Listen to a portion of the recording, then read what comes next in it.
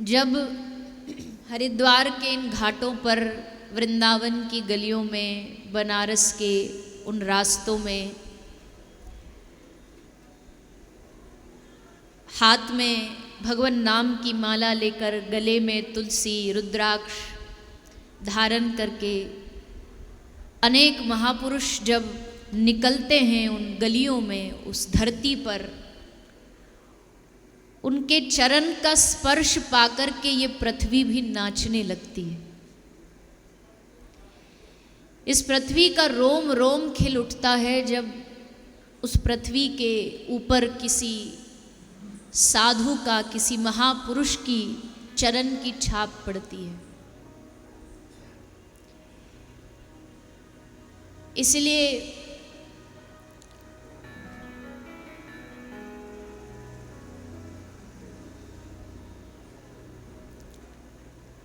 मैं अपने आप को बहुत भाग्यशाली मानती हूँ, और भाग्य भी नहीं है क्योंकि भाग्य कर्मों से बनता है। कर्म कोई इतने कर नहीं सकता अच्छे, पर अपने ऊपर, अपने आप पर भगवान की, श्री राधा रानी की खूब कृपा का कभी कभी एहसास होता है।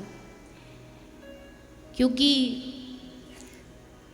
मेरा जो बचपन है वो संतों के बीच में ही गुजरा है, संतों की कृपा से ही गुजरा है। और उस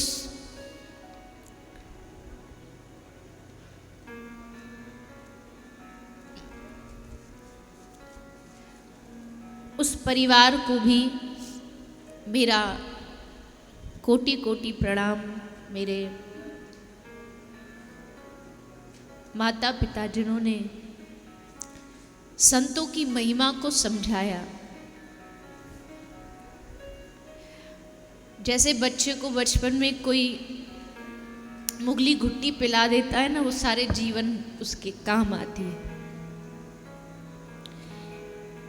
वैसे ही बचपन से एक ही बात मन में बिठा दी गई कि अगर भगवान तक पहुंचना है, अगर भगवान की प्राप्ति करनी है, तो संतों का सानिध्य करो। संतों की कृपा मिल गई तो भगवान तो तुम्हारे पीछे पीछे दौड़ेगा। जहां संत दिखे वहां तुम्हारे पीछे पीछे। और ऐसी संतों की कृपा हुई। कोई वाणी में कोई गुण नहीं था, आज भी नहीं है, पर जब कुछ भी नहीं आता था उस समय भी ब्रज के कई ऐसे बुर्धन्य संत हैं, छोटी सी अवस्था में कुछ भी नहीं, वह टूटी फूटी वाणी में, जहाँ खुद जिस पीठ पर बैठते अपने आसन पर आज्ञा दे देते कि बैठो, बोलो, कुछ नाम की महिमा बोलो। और तब ज्ञान भी नहीं होता क्या बोलना है, पर संत की आज्ञा हुई तो जो मुंह से निकलता। और बस उस टूटी फूटी, जैसे एक बालक बोलता है ना, तोतली भाषा बोलता है, पर उस तोतली भाषा में ही माँ बाप खुश हो जाते हैं कि हाँ कितना मीठा बोलता है। तो हम सब संतों के बालक हैं, उनके बच्चे हैं। गलत भी बोलें, टूटी फूटी भी बोलें, तब भी वो देख करके बड़े प्रसन्न होते हैं कि मेरा बच्चा देखो भगवान का नाम प्रचार कर रहा है। तो मैं हमेशा कहती हूँ, आज इस व्यासपीठ पर बैठना ये उन्हीं संतों की कृपा और उन्हीं संतों की झूठन खा खा कर है। जब बचपन में संतों के दर्शन करने जाते तो हाथ जोड़ करके उनसे कहते कि महाराज जी थोड़ा अपना झूठा दे दीजिए, प्रसादी दे दीजिए। और उसी झूठन प्रसादी ने इस योग्य बना दिया कि कोई गुण ना होते हुए भी इतनी बड़ी पीठ, व्यास पीठ, जिसकी इतनी मर्यादा है, जिसमें बैठने की सामर्थ्य नहीं है, वहां बिठा दिया। ये केवल और केवल संत कृपा से ही संभव है।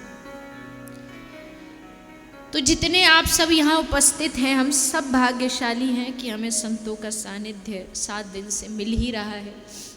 और ये यहाँ से सीख करके जाइए। आज एक मैया आई थी कमरे पर, तो वो ऐसे ही साफ सफाई कर रही थी, तो हमारी दादी जी ऐसी उनको बोली कि आप लोग बड़ी सेवा भाव है आप में, और भगवान करे आपको मुक्ति मिले। तो मैं वैसे तो लेटी थी पर सब सुन रही थी, तो उन मैया ने बड़ी सुंदर बात कही। वो बोली कि ना ना मैया, मुक्ति नहीं चाहिए, बस ऐसा आशीर्वाद दो कि जो गुरु हमें इस जन्म मिले हैं ना, पूज्य महाराज श्री, हर जन्म वही गुरु हमें प्राप्त हो, वही गुरु रूप में हमें प्राप्त हो। मन तो किया कि मैं भी वो जो ओढ़ी थी हटा करके उनको गले लगा लूं। इतना सुंदर भाव कि मुक्ति नहीं चाहिए, और बात सच है। सच्चा जानने वाला ये जान जाता मुक्ति में क्या रखा है, क्या करोगे मुक्त हो करके, क्या करेंगे स्वर्ग जा करके। हमें लगता स्वर्ग चले जाएं, हमें लगता वहां चले जाएं, मुक्ति पालें। गोस्वामी तुलसीदास जी कहते, चहो न सुगति सुमति संपत्ति कछु, रिद्धि सिद्धि विपुल बड़ाई। मुक्ति में कुछ नहीं रखा। माफ करना अगर मेरी बात कोई अपराध भरी हो, गलती भरी हो, पर मुक्ति क्या है? तुम कहीं से जा रहे हो, तुम कहीं किसी गली से निकल रहे हो, तुम जानते भी नहीं, और अचानक से सामने कोई भगवान की नज़र में जो पास हो चुका है, ऐसा महात्मा, ऐसा संत तुम्हें देख करके बस मुस्कुरा दे, मुक्ति हो गई। इसी में मुक्ति, समझो मुक्ति मिल गई। गोस्वामी तुलसीदास जी कह रहे, चहो न सुगति। राम जी को कहा, हे दीन बंधु, मुझे सुगति नहीं चाहिए। लोग अच्छी गति के लिए भजन करते, साधन करते हैं। गोस्वामी जी कहते, मुझे अच्छी गति नहीं चाहिए। सुमति, मुझे अच्छी बुद्धि भी नहीं चाहिए। अच्छी बुद्धि पाने के बाद सही गलत का निर्णय मुझे ही लेना पड़ेगा। जब मेरे पास बुद्धि नहीं तो मैं तो दोनों हाथ उठा के बोल दूंगा कि मैं कुछ नहीं जानता। संपत्ति कछु, न संपत्ति चाहिए। रिद्धि सिद्धि, न रिद्धि चाहिए, न कोई सिद्धि, न कोई शक्ति चाहिए। विपुल बड़ाई, कोई बड़ाई भी नहीं चाहिए, कोई प्रशंसा भी नहीं चाहिए। तो फिर राम जी ने कहा कि बेटा फिर तुझे क्या चाहिए? जो कुछ मेरी झोली में है सब तूने मना कर दिया, फिर तुझे क्या चाहिए? तो गोस्वामी तुलसी बाबा कहते हैं, हेतु रहित अनुराग राम पद। अगर कुछ देना चाहते हो तो हमें श्री रामचंद्र के चरणों का अनुराग दे दीजिए, राम चरणों में प्रीति दे दीजिए। और वो प्रीति भी कैसी? हेतु रहित, कोई हेतु ना हो उसमें, कोई कामना ना हो उसमें, कोई इच्छा ना हो उसमें, कोई स्वार्थ ना हो उसमें। हेतु रहित, बिना हेतु की भक्ति दे दीजिए। राम जी ने कहा कि बड़ी अच्छी चीज मांगी तूने, ले। गोस्वामी जी ने कहा, रुको पहले बात पूरी सुन लो मेरी, मांग पूरी सुन लो तब देना। क्या मांग है? हेतु रहित अनुराग। चरणों की भक्ति तो चाहिए आपकी, पर कैसी भक्ति चाहिए? बढ़े अनुदिन अधिकाई। ऐसी भक्ति नहीं चाहिए कि जो घटती बढ़ती रहे। हर क्षण प्रतिक्षण वर्धमानम, क्षण क्षण नव अनुराग। आपके वो चरणार विंदों की, चरणों की भक्ति मुझे दे दीजिए। हम कहाँ दुनिया में भगवान के सामने भटक के इधर उधर की चीज़ें मांगते रहते हैं।